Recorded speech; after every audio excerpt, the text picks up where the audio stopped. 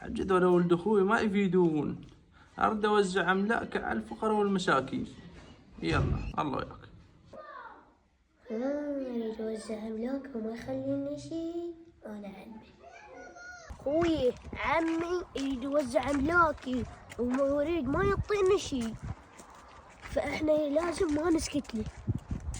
ها شو تريدنا نسوي؟ هسه انا عندي خطة بس اريدك تساعدني. شنو خطتك؟ وان شاء الله نقضيه. يا الله يا كريم، اللهم صل على محمد. اقول لك خلي نلحق عمي ونروح المزرعة. يلا. والله بلوى هاي، شوف المزرعة شلون صايرة. ليش ما حد مسويها؟ والله هاي شلونها؟ انت ما قلت لها المدرس شو نسوي بيه؟ نقتل عمي وناخذ املاكه. يلا هذاك هو. يلا عمي. اوه هسه قتلناه وين نودي؟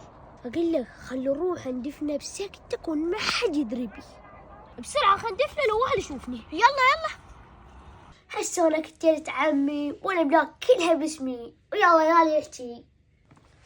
اقول لك اخوي شو تريد؟ خوي احنا قتلنا عمي وانت ما اعطيتني من املاكي. تريد نعطيك من املاك عمي وكلها صار باسمي؟ يعني شنو ما اعطيني فلوس؟ جاي يفتر شو يريد؟ هذا اخوي لقيته. دعنون تعال. ها طنون كاظ سلاحك وتفتر شو تريد؟ انت جيت تطالبنا على الورث مال عمي بس انا علمك.